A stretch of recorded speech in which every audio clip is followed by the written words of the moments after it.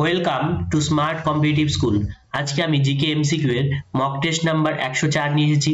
এর আগের পর্বগুলোতে আমি 1 থেকে 103 পর্যন্ত মক টেস্টগুলোকে কমপ্লিট করেছি। তোমরা যদি ভিডিওগুলিকে দেখে না থাকো তাহলে আমার প্লেলিস্ট থেকে সেই সমস্ত ভিডিওগুলিকে দেখে নেবে। তাহলে চলো আজকের যে নতুন প্রশ্নগুলো রয়েছে সেগুলো নিয়ে আলোচনা করা যাক। প্রথম প্রশ্ন কি বলেছে যে রাতাপানি টাইগার রিজার্ভ ভারতবর্ষের কোন রাজ্যে অবস্থিত? Option A Paschimbanga, option B Jharkhand, option C Madhya Pradesh, option D Rajasthan. Ratapani tiger reserve এটা রয়েছে মধ্যপ্রদেশে। হাজার হ্রদের দেশ বলা হয় কোন দেশকে? Option A Finland, option B Nepal, option C England, option D Japan. তাহলে হাজার হ্রদের দেশ বলা হয় ফিনল্যান্ডকে। সাতবাহন বংশের প্রতিষ্ঠাতা কে ছিলেন? Option A Bimbisara, option B Shishunaga, option C Srigupta, option D Simuka. তাহলে সাতবাহন বংশের প্রতিষ্ঠাতা ছিলেন শিমুক।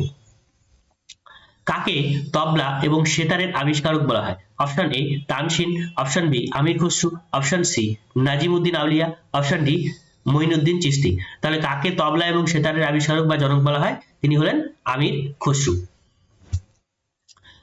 সর্দার সরোবর বাঁধ কোন নদীর উপরে অবস্থিত? Option A Godavari, option B Shatadru, option C Narmada, option D Tapi. তাহলে সর্দার সরোবর বাঁধ কোন নদীর উপর রয়েছে? এটা হচ্ছে নর্মদা নদীর উপর। বাদশাহ খান নামে কে পরিচিত ছিলেন? Option A Khan Abdul Ghaffar Khan, option B Jawaharlal Nehru, option C Tilak, option D Syed Ahmed Khan. তাহলে বাদশাহ খান নামে পরিচিত ছিলেন খান আব্দুল গফর খান। আচ্ছা, জওহরলাল নেহেরুর জন্মসাল কত সেটা তোমরা কমেন্ট বক্সে কমেন্ট করে জানাবে।